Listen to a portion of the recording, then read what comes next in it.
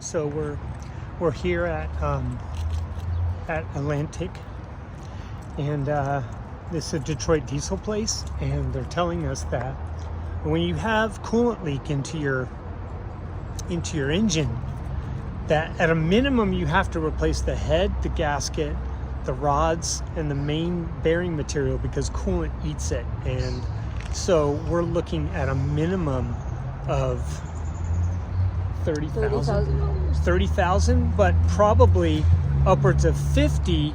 They just did a tractor engine and it cost them 50,000, and he says we've never done it for 30. So at a minimum you're looking at that for all the supplies. So this is a 2007, and we're coming to the realization that this beautiful coach right here is worth next to nothing because the amount of money that it's going to cost to fix it. So we may have driven it for the last time and didn't know it. And look at this thing, man. We love this coach. This thing is so pretty. It's been our life. It's been our life for. In our house. It's been our house for 5 years. Yeah, that was a real gut punch. So just to kind of introduce ourselves, this is Phil. I'm Shar. We run a nonprofit called A Year to Volunteer. It's a RV-centric organization going to all 50 states and volunteering in each one. So far, since February of 2020, we've done 44 projects in 30 states and put in over 56,000 volunteer hours. Yeah, we go to mostly state parks and other nonprofits, call it an extreme makeover. We take all these great RVers, a ton of volunteers. We've had over 500 of them volunteer with us in the past. And we just go in and we'll go through a park or a nonprofit like a buzzsaw. We're right now at Peaceful Acres Horses in Pattersonville, New York. And she's the director, Nancy Byerl. She has about 80 horses and donkeys and mules that she has rescued from kill shelters and some other stuff. And she's doing her best. And we just spent the last 2 weeks with a bunch of RVers, great RVers, just renovating all their structures and their buildings and stuff like that. And that kind of brings you to the fact that we're stuck here right now. In fact, we're not even in our own home. We're actually in one of the buildings that she's got that she rents out as an Airbnb while we kind of sort through this whole process with our coach. It's pretty terrible. So on our way from Iowa to New York for this project, we experienced basically a catastrophic engine failure. We're losing coolant, and we've lost coolant for the last 3 years. The first time we had an expansion tank or a surge tank that was inflating under pressure and then leaking through hairline cracks that you couldn't see. And then so we replaced all the hoses, then we got the surge tank replaced. And then last year, the new cap that was on that surge tank, it was lifting way too low, like 9 pounds per square inch. And when you have a surge tank, your coolant system is under pressure. Usually the max is around 16 pounds per square inch, and at that 16 psi, it will lift and dump extra coolant overboard. And so it was doing that prematurely. So we got that new cap, and then we were good to go. But on our trip from Iowa about 1,250 miles ago, we started losing coolant again. So we started going through all the usual suspects. So to kind of get you here a little bit, we want to tell you about our coach. So we have a 2007 Gulfstream Tourmaster. It's a Class A motorhome. It's got a Freightliner chassis and a Mercedes MBE 926 engine. That's a 7.2 liter engine, and it's a workhorse engine that Mercedes put out. It'll be in a lot of old schoolies that are out there, school buses. They put them in service vehicles like some fire engines and things like that around the country. So they were pretty ubiquitous, even though it doesn't show the Mercedes stamp. It was part of the Freightliner system, the Daimler Group, Detroit, they're all in bed together. So that's the engine that we have. Now this engine, and the reason we're bringing all this stuff up, by the way, is that we really need your help. We need your input to help us out on this problem that you just saw that we identified. But over the past few years, we've got this nice used coach. It's 18 years old, and it's not without its problems. We have like a $15,000 a year budget to fix the box that sits on the chassis as well as the chassis, and we live up to that budget. every single year. We are always in a shop getting maintenance done, little things here and there that need fixing. And the shop told us we didn't do anything wrong. It's just 18 years old and parts break. But we've been really good about maintaining our RV. It's got its annual, checkups and its oil changes, and we've done a great job on maintaining and upgrading it. Right, you can see that it's got a new paint job. That's the first glossy feature, and that's because in 2023 we suffered some pretty devastating hail damage that cost over $25,000 worth of damage to our car as well as our coach. We are just going through a hailstorm, and we're talking about silver dollar-sized hail, and our poor car is outside. And then we spent another $8,000 just to get the whole coach repainted after they did the repair, because it was cost effective for us to do that. So we did that, but over the last couple of years, we've seen some, it's got 181,000 miles on it, so it's showing her wear. We had a boost pressure hose fail because it was rubbing up against a bracket, and a Freightliner shop in Jeffersonville, Indiana, right there by Louisville, called Kentucky Truck Sales. They had to manufacture a brand new boost pressure hose for us. We've also had our brakes replaced, all of them, because we had one drive brake that was rubbing and it wore down our brake. Even though it was a 2-year-old brake shoe, it wore down next to nothing, and we were going down a mountain pass and we couldn't brake effectively, and we basically ended up having to change out all of our brake shoes and our drums, and that was pretty crazy. Yeah, we've also, we've put on solar panels and upgraded to lithium-ion batteries. We put in a new refrigerator. New generator. We put in new floors. So we've loved this RV. It's been our home. It's been our life for the last 5.5 years. I've never lived in another building or dwelling longer than I've actually lived in this coach, if you think about it, because I was in the military for 36 years, but I also am an immigrant. And so I've bounced around the world, and so we love this coach. This is our home. We're very comfortable in this. We have no problems living in this thing. Eventually, we know it's not going to last forever, that we're eventually going to need to move into another house. We just didn't think that we were going to have to do that now, because we're 44 projects in 30 states into our 50-state goal. We're called a year to volunteer because our goal was to fulfill 365 days of volunteering day for day, with a 50-state goal, whichever comes last. And we're probably over 500 days now. And we are over 500 days. Yeah, and so, but we have quite a few states. We had 5 more to do this year, and then another 15 after that. So we're 20 states left. And it's a little bit of a gut punch to think that it may all be over. So, the problem. We started losing this coolant about 1,250 miles ago, and we could really use your opinion. So please give us some feedback back down below. But when we started losing that coolant, we started doing all the typical checks. You look for the coolant cap again, so we swap that out again. We look for leaks dripping down into the air column underneath the coach. We look at the front of our trailer to see if we can see splatters of radiator fluid, because that was definitely a symptom the last time. We put dye in the tank to see if we could see any kind of scatter patterns. We actually do. With the UV light, we could see some scatter patterns, but we couldn't identify if that was a previous thing or not.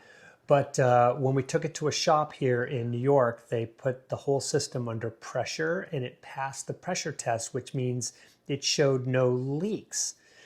So what they did was they sent the oil out for analysis, and here are the results on the screen. Basically, they found the presence of coolant in our oil. They don't tell you how much, it just has coolant in it. And when you have coolant in there, that means that you've probably got an internal leak.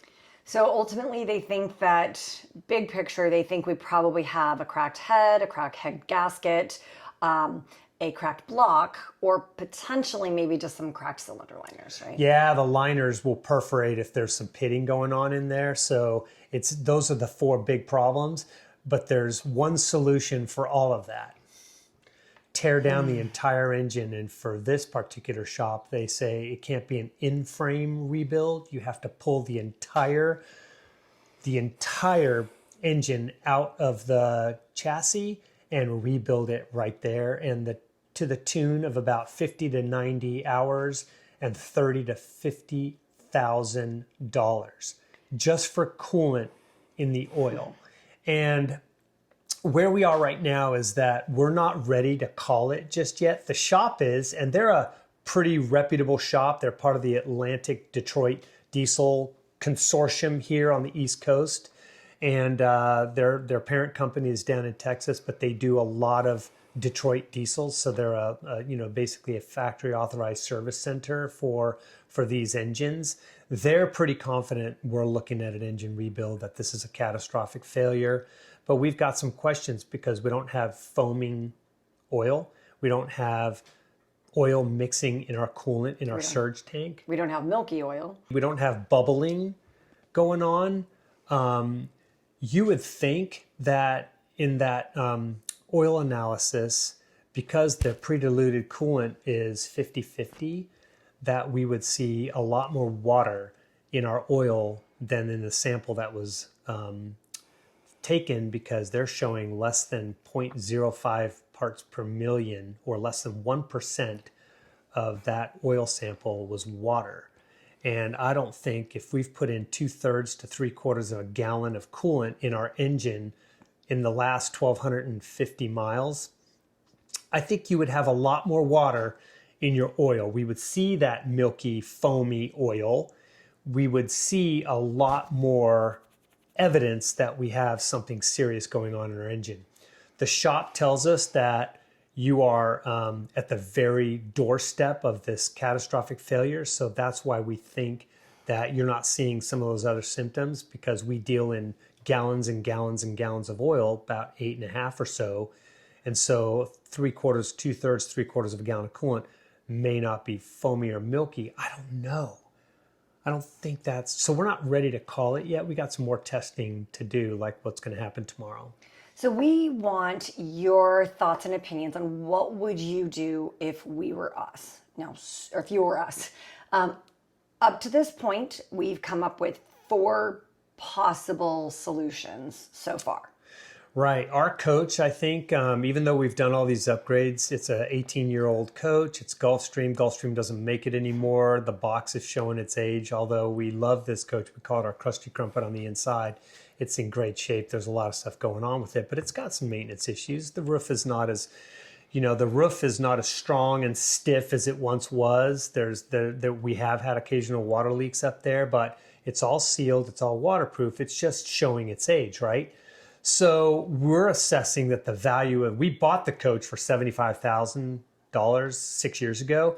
We had that bump in values. So maybe it's, with all the stuff that we've got with our solar and lithium, that it's probably $50,000 to $75,000, maybe still, even though we put $30,000, $40,000 in it.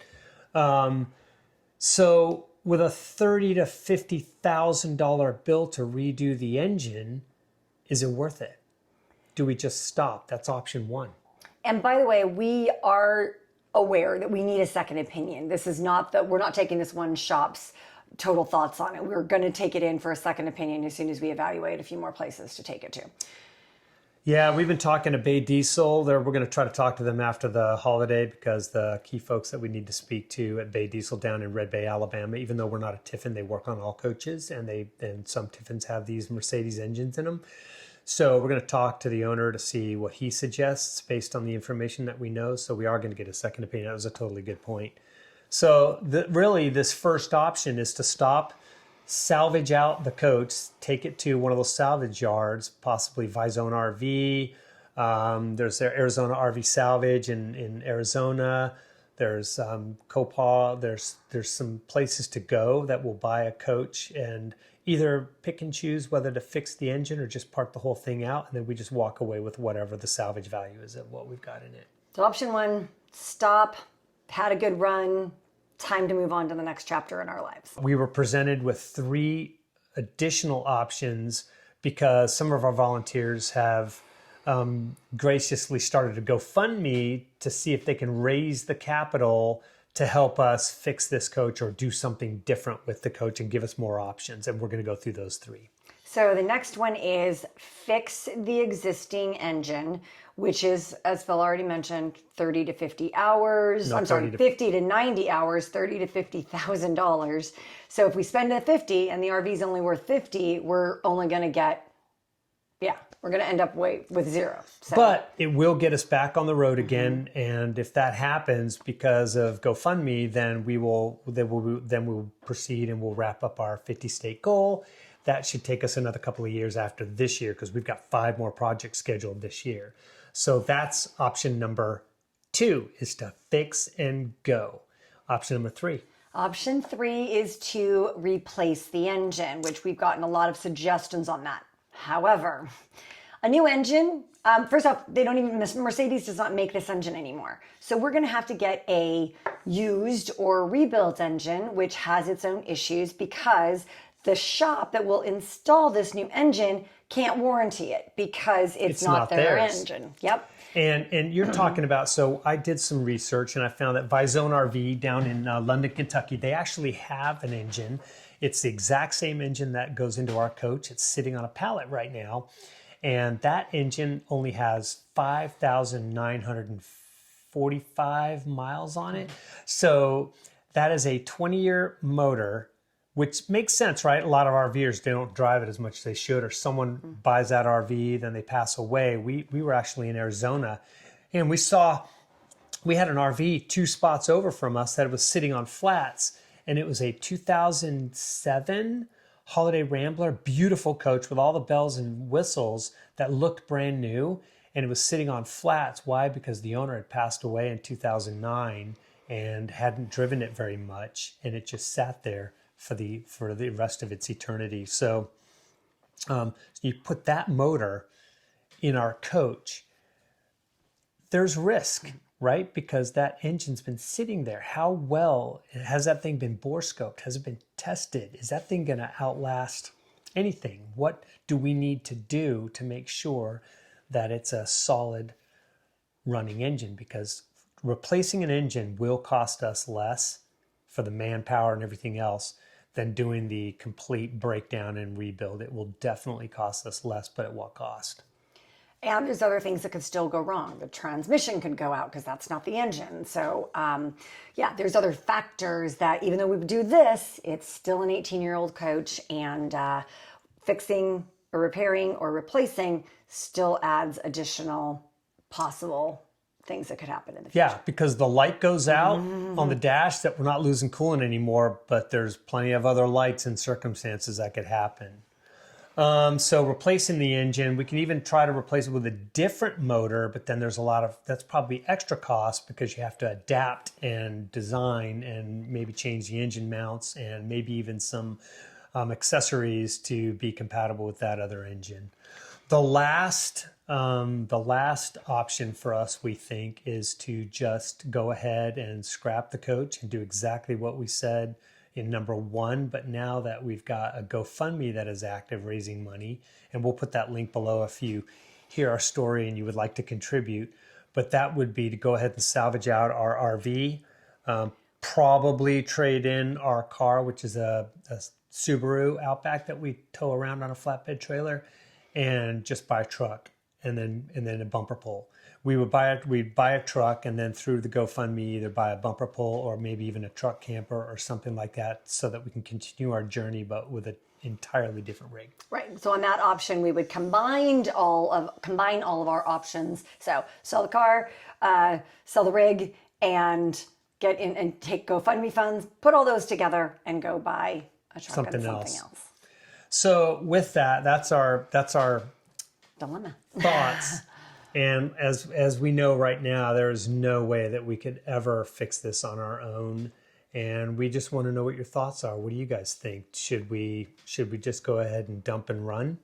Should we go ahead and push forth and try to do whatever we can do to stay in that and continue on our mission? We love what we do. There's so much negativity in the world right now, but we also know that there are tremendous people out there trying to make a difference, trying to make a positive difference in the world. If that's not a state park ranger that is just doing what they can to give us a great place to take a cleansing breath in the woods, or it's a director of a nonprofit that's trying to save animals and try to make the world a better place and protect and preserve those things that need our assistance as humans, right? We want to help. We've done equine therapy centers, we've done a monkey rescue, we've done a raptor rescue, we're here at this horse rescue. We've done museums, right, that are enrichment museums like Pioneer Village out in Minden, Nebraska. So that's where we are right now. We'd love to continue, but we can't. And we just kind of want to know what you think we should do. What would you do? Tell us. All right. Thank you so much for watching. And please comment below with your suggestions. Again, when you comment, we have done all of our initial research into doing some testing.